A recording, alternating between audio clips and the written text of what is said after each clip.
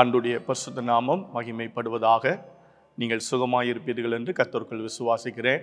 நல்ல வார்த்தை என்கிறதான இந்த ஒளி தொகுப்புக்கு உங்களை அன்போடு கூட வரவேற்கிறோம். இன்றைய நாளிலும் தேவன் நமக்கு தருகிற கர்த்தருடைய வார்த்தை யாத்ராகமத்தின் புஸ்தகம் 17வது அதிகாரம் 6வது வசனத்தின் முன்பகுதி இப்படி சொல்லுகிறது: அங்கே ஓரேபிலே நான் உனக்கு முன்பாக கன்மலையின் மேல் நிற்பேன் என்று ஆண்டவர் மோசேக்கு சொல்லுகிறதை பார்க்கிறோம்.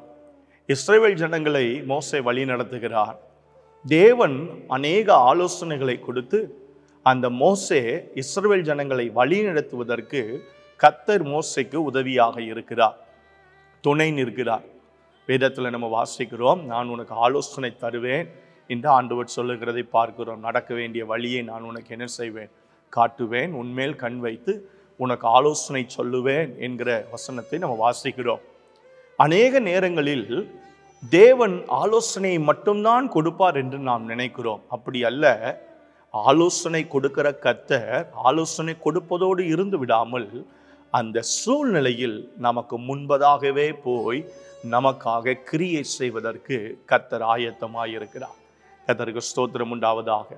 கன்மலையை அடி என்று மோசேக்கு சொன்னது தேவன்தான். ஆனால் அதற்கு முன்பதாக, நீ அங்கு போவதற்கு முன்பதாகவே உனக்கு முன்பாக நான் அங்கு இருப்பேன் என்று மோசேக்கு தன்னை திருவுளம் பற்றுகிறார். கர்த்தருக்கு ஸ்தோத்திரம் உண்டாவதாக. மோசேக்கு ஒரு விசுவாசம் வந்திருக்கும், தைரியம் வந்திருக்கும். கர்த்தருக்கு ஸ்தோத்திரம் உண்டாகட்டும். நம்முடைய அப்பா ஏற்கனவே அங்கே போய் நிற்கும் பொழுது நாம் தனியா இல்லை. இஸ்ரவேல் ஜனங்கள் முன்னாடி நம்ம வெட்கப்பட்டு போக மாட்டோம். இந்த விஷயம் நமக்கு சக்சஸாக மாறிடும். இந்த காரியத்தை கர்த்தர் நமக்கு ஜெயமா மாத்திடுவாரு. இந்த விஷயத்தை தேவனே நமக்குன்னு செஞ்சு கொடுத்துருவாரு. ஏன்னா அந்த இடத்துக்கு போகும்போது எனக்கு எந்த பதஷ்டம் வராது, சந்தேகம் வராது. இதை எப்படி செய்யறது? கர்த்தர் சொல்லி அனுப்புனாரே, அவர் இங்க இல்லையே, நான் மட்டும் நிற்கிறேன் அப்படிங்கிற எந்த பதஷ்டம் வராதுன்னு சொல்லி மோசே ரொம்ப திடகாத்திரமா அவன் கர்த்தரை நம்புவதற்கு ஆண்டவர் ஏதுவான ஒரு சூழ்நிலையில் நான் உனக்கு முன்னே அங்கே இருப்பேன் என்று சொல்லுகிறார். உங்களுக்கும் ஆலோசனை கொடுக்கிற தேவன், ஆலோசனை தருகிற கர்த்தர் ஆலோசனையோடு விட்டு விடாமல் எந்த சூழ்நிலையில் எந்த காரியத்தில் எப்படி நமக்காக அவர் மனமிறங்கி கிரியை செய்ய வேண்டுமோ அந்த இடத்தில் நமக்கு முன்பதாகவே போய் அவர் நின்று காரியங்களை எல்லாவற்றையும் லெகுவாய், லேசாய், சாதகமாய் நமக்காக மாற்றி கொடுக்க என் தேவன் வல்லமையுள்ளவராக இருக்கிறார். இன்றைக்கும் கர்த்தர் உங்களுக்கு அதை செய்வார்.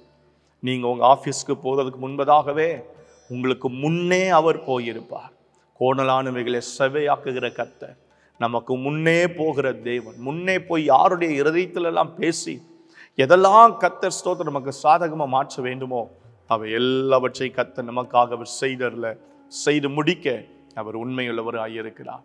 கர்த்தரை மாத்திரம் நம்பி, ஆண்டவரே உங்களுடைய சமூகம் எனக்கு முன்னாடி போகட்டும்னு சொல்லுங்க.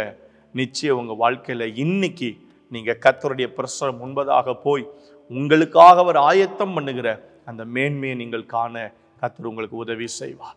எங்கள் நல்ல பிதாவே, இந்த வார்த்தையின்படியே கர்த்தர் ஆசீர்வதியும். முன்னே போய் எங்களுக்கான காரியங்களை செய்கிற கர்த்தர், எங்களுக்கு தைரியம் உண்டாக செய்கிற தேவன், மோசேக்கு செய்ததே போல இதை பார்க்கிற ஒவ்வொருடைய வாழ்க்கையிலும் அவர்கள் சூழ்நிலைக்கு முன்பதாக நீர் போய் காரியங்களை எல்லாம் கர்த்தர் ஆண்டவரே கை கூட பண்ணும்படியாக நாங்கள் உம்மை நோக்கி நாங்கள் வேண்டுகிறோம். அப்படியே செய்தல்லும் உம்முடைய நாமம் மகிமைப்படட்டும்.